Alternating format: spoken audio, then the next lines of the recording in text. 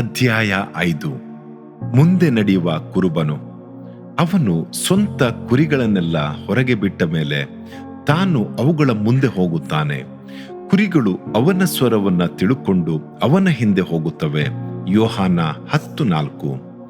ಕುರಿಗಳನ್ನು ಮೇಯಿಸಲು ಕುರುಬನು ಮುಂದೆ ಹೋಗುವಾಗ ಗಂಭೀರವಾಗಿ ನಡೆದು ಹೋಗುತ್ತಾನೆ. ಅವುಗಳಿಗೆ ಸರಿಯಾಗಿ ಮಾರ್ಗ ತೋರಿಸುತ್ತಾನೆ. ಆ ಕುರಿಗಳು ಆತನನ್ನು ನೋಡಿ ಹಿಂಬಾಲಿಸುತ್ತವೆ. ಆತನು ನಡೆದು ಹೋಗುತ್ತಿರುವ ಮಾರ್ಗದಲ್ಲಿ ಒಳ್ಳೆ ಮೇವುಗಳು ಸಿಗುತ್ತವೆ ಎಂಬುದು ಅವುಗಳಿಗೆ ತಿಳಿದಿದೆ. ವಿಶ್ರಾಂತಿಗಾಗಿ ನೀರುಗಳ ಬಳಿಗೆ ಕರೆದೊಯ್ಯುತ್ತಾನೆ ಎಂಬ ನಂಬಿಕೆ ಅವುಗಳಿಗುಂಟು. ಆದುದರಿಂದಲೇ ಆ ಕುರಿಗಳು ಯಾವ ಚಿಂತೆ ಮಾಡದೆ ಕುರುಬನನ್ನು ಹಿಂಬಾಲಿಸುತ್ತವೆ. ಕರೆದೊಯ್ಯುವ ಕುರುಬನು. ದೇವ ಮಗುವೆ, ಪ್ರತಿದಿನವೂ ಕರ್ತನು ನಿನ್ನ ಮುಂದೆ ಸಾಗಿ ನಿನ್ನನ್ನು ಕರೆದುಕೊಂಡು ಹೋಗುತ್ತಾನೆ. ನಿನಗೆ ಏನೇನು ಅಗತ್ಯವಿದೆ ಎಂಬುದೆಲ್ಲವೂ ಆತನಿಗೆ ತಿಳಿದಿದೆ. ನಿನ್ನ ಮೇಲೆ ಅಕ್ಕರೆಯುಳ್ಳವನಾಗಿ ನಿನ್ನನ್ನು ಪೋಷಿಸಲು ಕೃಪೆಯಿಂದ ನಿನ್ನ ಅಗತ್ಯಗಳೆಲ್ಲವನ್ನು ಸಂಧಿಸುತ್ತಾನೆ. ನಿನ್ನ ಸಂಬಳ ಸಾಕಾಗುವುದಿಲ್ಲ ಎಂದು ಚಿಂತಿಸಬೇಡ. 5 ರೊಟ್ಟಿ 2 ಮೀನುಗಳಿಂದ 5,000 ಜನರನ್ನು ಪೋಷಿಸಿದ ಯೇಸು ಕ್ರಿಸ್ತನು ನಿನ್ನ ಕುರುಬನಾಗಿದ್ದಾನೆ. ಆಕಾಶದ ಪಕ್ಷಿಗಳನ್ನು ಕಾಪಾಡುವವನು ನಿನ್ನನ್ನು ಕಾಪಾಡುತ್ತಾನೆ. ಆತನು ನಿನ್ನ ಮುಂದೆ ನಡೆಯುವ ಒಳ್ಳೆಯ ಕುರುಬನಾಗಿದ್ದಾನೆ. ನಿಮ್ಮ ಭಾರವನ್ನೆಲ್ಲ ಆತನ ಮೇಲೆ ಹಾಕಿಬಿಡಿರಿ. ನಿಮ್ಮ ಮಕ್ಕಳ ಕುರಿತಾಗಿರುವ ಚಿಂತೆಯನ್ನೆಲ್ಲ ಆತನ ಮೇಲೆ ಹಾಕಿಬಿಡಿರಿ. ಅನಾಥರನ್ನು ವಿಧವೆಯರನ್ನು ವಿಚಾರಿಸುವವನು ಆತನೇ. ದುಃಖ, ಕಷ್ಟ, ಕಣ್ಣೀರು, ಸಮಸ್ಯೆಗಳಲ್ಲಿರುವವರನ್ನು ಬಿಡುಗಡೆ ಮಾಡುವವನು ಆತನೇ. ಆರಿ ಹೋಗುತ್ತಿರುವ ದೀಪವನ್ನು ನಂದಿಸದೆ ಉರಿದು ಪ್ರಕಾಶಿಸುವಂತೆ ಮಾಡುವವನು ಆತನೇ.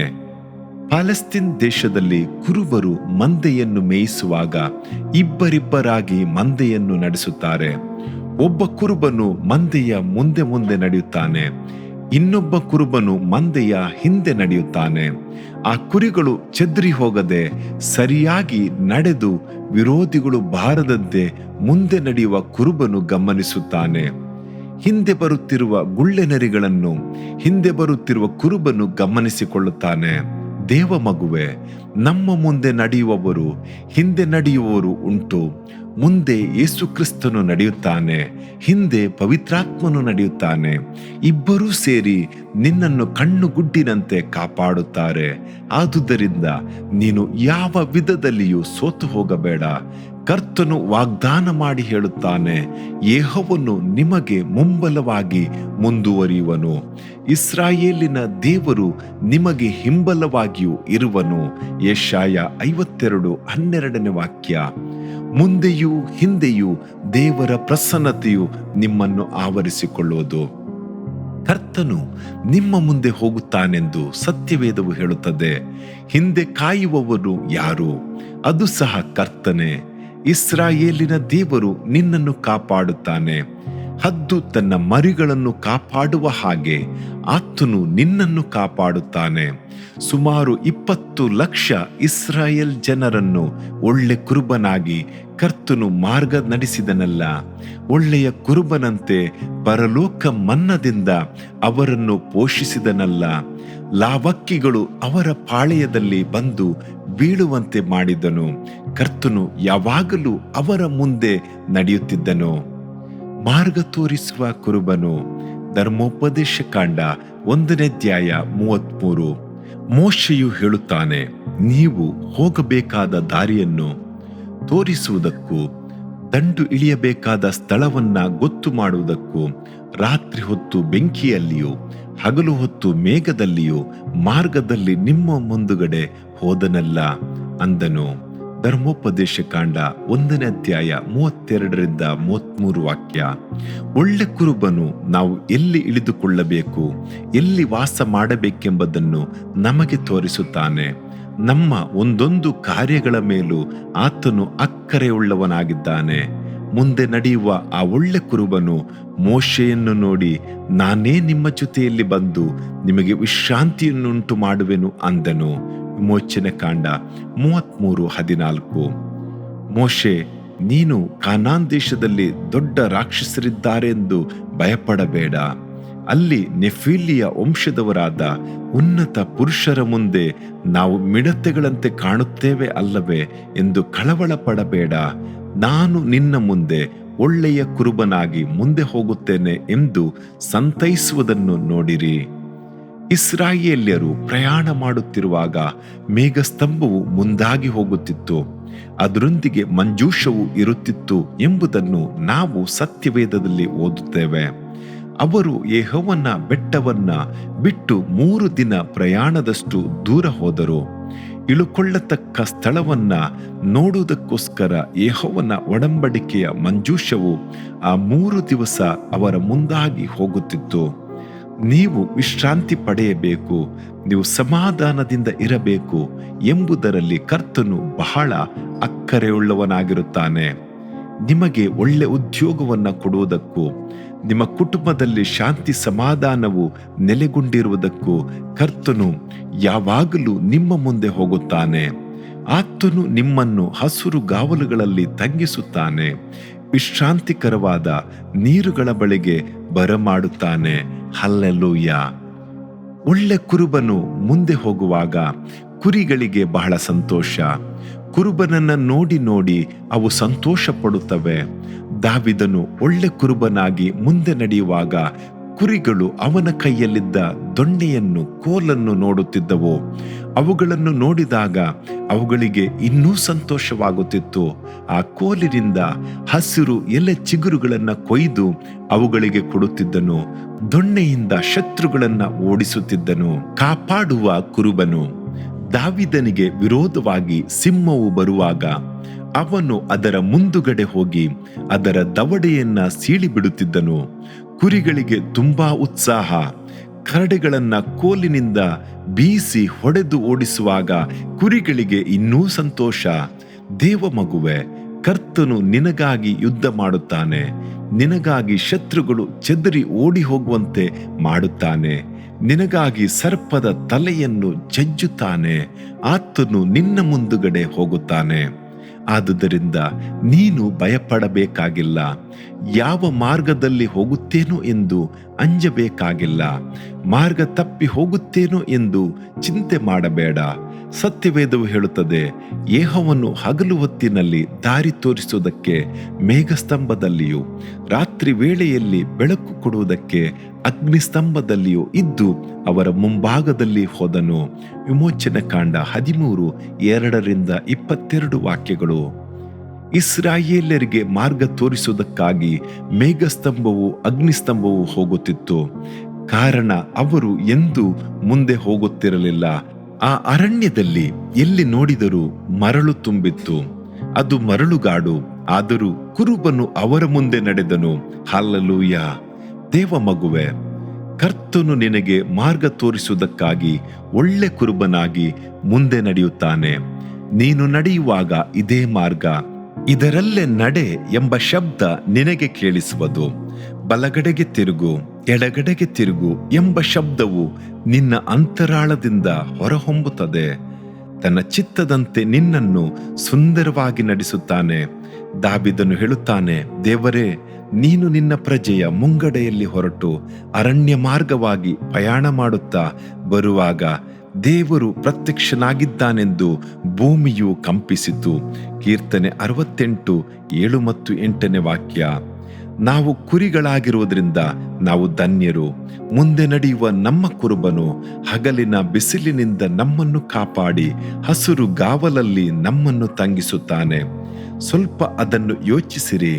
ದಾವಿದ ರಾಜನು ಹೇಳುತ್ತಾನೆ, ನನಗೆ ಪ್ರಾಪ್ತವಾಗಿರುವ ಸ್ವಾಸ್ಥ್ಯವು ರಮಣೀಯವಾದದ್ದು, ಅದು ನನಗೆ ಸಂತೃಪ್ತಿಕರವಾಗಿದೆ. ಕೀರ್ತನೆ 16:6.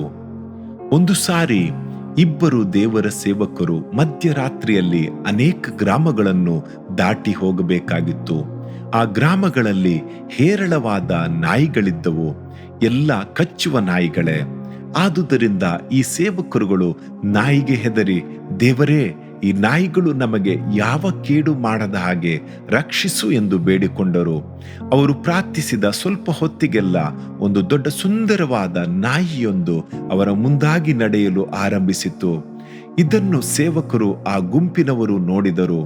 ಆ ನಾಯಿಯನ್ನು ನೋಡಿದ ಬೇರೆ ನಾಯಿಗಳು ಎಲ್ಲವೂ ಬಾಲ ಮುದುರಿಸಿಕೊಂಡು ಹಿಂದೆ ಹೊರಟು ಹೋದವು. ಈ ದೊಡ್ಡ ನಾಯಿಯು ರಾಜ ಗಾಂಭೀರ್ಯದಿಂದ ಮುಂದೆ ನಡೆಯುತ್ತಿತ್ತು. ಇದರಿಂದ ಅವರೆಲ್ಲರೂ ಭಯವಿಲ್ಲದೆ ಮುಂದೆ ನಡೆದು ಸೇರಬೇಕಾದ ಸ್ಥಳವನ್ನ ಸೇರಿದರು. ಅವರು ನೋಡುತ್ತಿದ್ದ ಹಾಗೆ ಆ ನಾಯಿ ಮರೆಯಾಯಿತು. ದೇವರ ಮಕ್ಕಳಿಗೆ ಮುಂದಾಗಿ ನಡೆಯುವ ದೇವರು ದೊಡ್ಡ ಮಹಿಮೆಯುಳ್ಳ ದೇವರಾಗಿ ನಮ್ಮನ್ನು ಪ್ರೀತಿಸಿದಾಗ್ಯೂ ಯಾವಾಗಲೂ ನಮ್ಮ ಮುಂದೆ ನಡೆಯುವವನಾಗಿ ನಮ್ಮನ್ನು ಪ್ರೀತಿಯಿಂದ ನಡೆಸುವವನಾಗಿದ್ದಾನೆ. ನಮಗೆ ಮಾರ್ಗ ತೋರಿಸುತ್ತಾನೆ, ರಕ್ಷಿಸುತ್ತಾನೆ, ಕಾಪಾಡುತ್ತಾನೆ. ಮಾತ್ರವಲ್ಲ, ಜಯವನ್ನು ಕೊಡುತ್ತಾನೆ. ಜಯ ಕೊಡುವ ದೇವರನ್ನು ನೋಡಿರಿ. ಜಯ ಕೊಡುವ ಕುರುಬನು. ಸತ್ಯವೇದವು ಹೇಳುತ್ತದೆ, ನಿಮ್ಮ ದೇವರಾದ ಯೆಹೋವನು ತಾನೇ ನಿಮ್ಮ ಸೇನಾ ನಾಯಕನಾಗಿ ಹೊಳೆಯನ್ನು ದಾಟಿ ಹೋಗುವನು. ಆತನು ಆ ಜನಾಂಗಗಳನ್ನು ನಿಮ್ಮ ಎದುರಿನಲ್ಲಿ ನಿಲ್ಲದಂತೆ ನಾಶ ಮಾಡುವುದರಿಂದ ನೀವು ಅವರ ದೇಶವನ್ನು ಸ್ವಾಧೀನ ಮಾಡಿಕೊಳ್ಳುವಿರಿ. ಧರ್ಮೋಪದೇಶ ಕಾಂಡ 31:3. ಮುಂದೆ ನಡೆಯುವ ಕುರುಬನು ನಮಗೆ ಜಯವನ್ನು ಕೊಡುತ್ತಾನೆ, ಶತ್ರುಗಳನ್ನು ನಾಶ ಮಾಡುತ್ತಾನೆ, ಅವರ ದೇಶವನ್ನು ನಮಗೆ ಸ್ವಾಧೀನಪಡಿಸುತ್ತಾನೆ. ಸತ್ಯವೇದದಲ್ಲಿ ಆ ಒಳ್ಳೆ ಕುರುಬನು ತಿರುಗಿ ತಿರುಗಿ ನಿಮಗೆ ಜಯವನ್ನು ಕೊಡುತ್ತಾನೆ ಎಂಬುದನ್ನು ಓದಿ ತಿಳಿಯಬಹುದು. ಧರ್ಮೋಪದೇಶ ಕಾಂಡ 9:3 ವಾಕ್ಯ, 2 ಸಾಮ್ಯುಯೇಲ 5:23-24 ವಾಕ್ಯ, ಮೊದಲನೇ ಪೂರ್ವಕಾಲ ವೃತ್ತಾಂತ 14:14-15 ವಾಕ್ಯ, ನ್ಯಾಯಸ್ಥಾಪಕರು 6:14 ವಾಕ್ಯದಲ್ಲಿರುವ ವಚನಗಳಲ್ಲಿ ಕರ್ತನು ನಿಮ್ಮ ಮುಂದೆ ನಡೆದು ಹೇಗೆ ಯುದ್ಧ ಮಾಡಿ ಹೇಗೆ ಜಯವನ್ನು ಕೊಡುತ್ತಾನೆ ಎಂಬುದನ್ನು ಕುರಿತು ಬರೆದಿದೆ. ಈ ಲೋಕದಲ್ಲಿ ನಾವು ಹಲವು ಶತ್ರುಗಳನ್ನು ಸಂಧಿಸಬೇಕಾಗುತ್ತದೆ. ಲೋಕ, ಶರೀರ, ಸೈತಾನ ಇವುಗಳು ನಮಗೆ ವಿರೋಧವಾಗಿ ಹೋರಾಡುತ್ತವೆ. ಅವುಗಳೆಲ್ಲವನ್ನು ನಮ್ಮ ಸ್ವಂತ ಬಲದಿಂದ ಎಂದಿಗೂ ಜಯಿಸಲು ಆಗದು. ಕರ್ತನು ಮುಂದೆ ನಡೆದು ಹೋಗುವುದು ಅತಿ ಅಗತ್ಯ. ಆತನು ನಿಮ್ಮ ಮುಂದೆ ಹೋಗುತ್ತಾನೆ ಎಂದರೆ ನೀವು ಚಿಂತೆ ಮಾಡದೆ ಬಹಳ ಸಂತೋಷದಿಂದ ಮುಂದೆ ಹೋಗಬಹುದು. ನಿಮಗೆ ವಿರೋಧವಾಗಿ ಏಳುವ ಯಾವ ಆಯುಧವೂ ಜಯಿಸುವುದಿಲ್ಲ. ನೀವು ಜಯ ಹೊಂದಿದವರಾಗಿ ಕಾಣುವಿರಿ. ನಿಮಗೆ ವಿರೋಧವಾಗಿ ಬರುವವರಿಗಾಗಿ ಕಳವಳ ಪಡಬೇಡಿರಿ. ನಮಗೆ ಹಲವಾರು ರೀತಿಯ ಶತ್ರುಗಳಿರುವರು. ಕಾರಣವಿಲ್ಲದ ಶತ್ರುಗಳು, ಹೊಟ್ಟೆ ಕಿಚ್ಚಿನಿಂದ ಬರುವ ಶತ್ರುಗಳು, ನಮ್ಮನ್ನು ತಪ್ಪಾಗಿ ತಿಳಿಯುವ ಶತ್ರುಗಳು. ಹೇಗೆಂದರೆ ಒಬ್ಬ ಮನುಷ್ಯನಿಗೆ ಅವನ ಮನೆಯವರೇ ಶತ್ರುಗಳು ಅಂದನು. ಯೇಸು ಮತ್ತಾಯ 10:36 ಕರ್ತನೇ, ನನ್ನ ಶತ್ರುಗಳು ಬಹಳ ಮಂದಿ ಇದ್ದಾರೆ, ನನಗೆ ವಿರೋಧವಾಗಿ ಬರುವವರು ಅನೇಕರು ಎನ್ನುತ್ತಾನೆ ದಾವೀದನು. ದೇವ ಮಗುವೆ, ನಿನ್ನ ಶತ್ರುಗಳು ಯಾರೇ ಆಗಿರಲಿ, ಅವರನ್ನು ನಿನ್ನ ಕುರುಬನ ಕೈಗೆ ಒಪ್ಪಿಸಿಬಿಡು. ಒಂದು ಸಾರಿ ತಂಜಾವೂರಿನಲ್ಲಿರುವ ಒಬ್ಬ ಸಹೋದರನು ಬೆಳಿಗ್ಗೆ 4 ಗಂಟೆಗೆ ಮನೆಯನ್ನು ಬಿಟ್ಟು ಹೊರಗೆ ಬಂದು ದಾರಿಯಲ್ಲಿ ನಡೆಯುತ್ತಿರುವಾಗ ಒಂದು ಹಾವಿನ ಮರಿಯು ಅಲ್ಲಿ ಓಡುತ್ತಿರುವುದನ್ನು ಕಂಡನು. ತಕ್ಷಣ ಅವನು ಒಂದು ಕಲ್ಲನ್ನು ಅದರ ಮೇಲೆ ಬಿಸಾಡಿದನು. ಅದರ ಬಾಲಕ್ಕೆ ಏಟು ಬಿತ್ತು. ಆ ಹಾವಿನ ಮರಿಯು ಒಂದು ಪೊದರಿನಲ್ಲಿ ಓಡಿ ಮರೆಯಾಯಿತು. ಅವನು ಅದನ್ನು ಮರೆತು ಬಿಟ್ಟನು.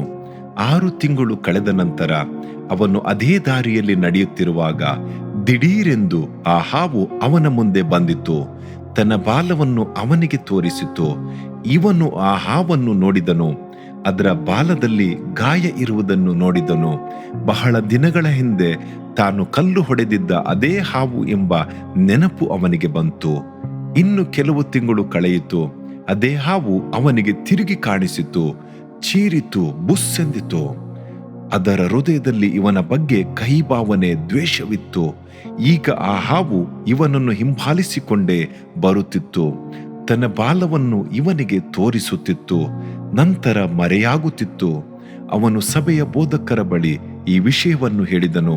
ನನಗೋಸ್ಕರ ಪ್ರಾರ್ಥನೆ ಮಾಡಿರಿ ಎಂದು ಕೇಳಿಕೊಂಡನು. ಅವರು ಪ್ರಾರ್ಥನೆ ಮಾಡಿದರು. ನಂತರ ಇವನು ಮನೆಗೆ ಹೋದನು. ಹೀಗೆ ಕೆಲವು ವರ್ಷಗಳು ಕಳೆದವು.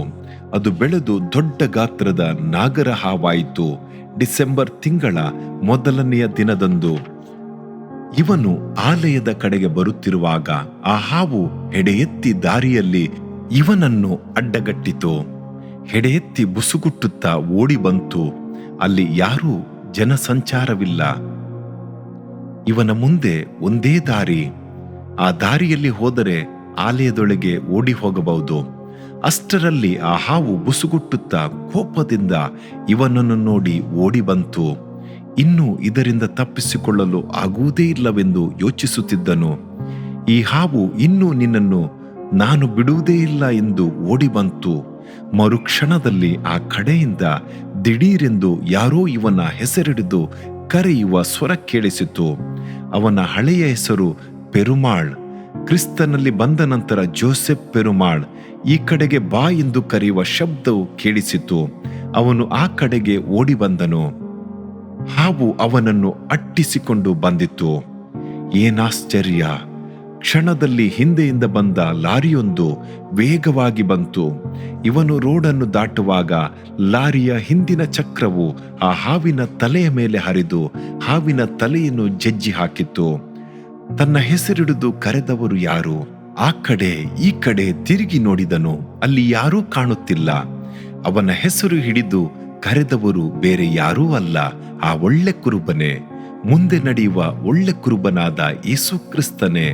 ಅಂದು ಸರ್ಪದ ತಲೆಯನ್ನು ಶಿಲುಬೆಯಲ್ಲಿ ಜಜ್ಜಿ ಹಾಕಿದವನು ಈ ಸರ್ಪದ ತಲೆಯನ್ನು ಜಜ್ಜಿ ಹಾಕಿದನು. ದೇವ ಮಗುವೆ, ನಿನ್ನ ಮುಂದೆ ನಡೆಯುವ ಆ ಒಳ್ಳೆ ಕುರುಬನು ನಿನ್ನನ್ನು ಎಲ್ಲ ಕೇಡಿನಿಂದಲೂ ತಪ್ಪಿಸಿ ರಕ್ಷಿಸಿ ಕಾಪಾಡುವನು ಮತ್ತು ಆತನು ಶಕ್ತನೂ ಆಗಿದ್ದಾನೆ.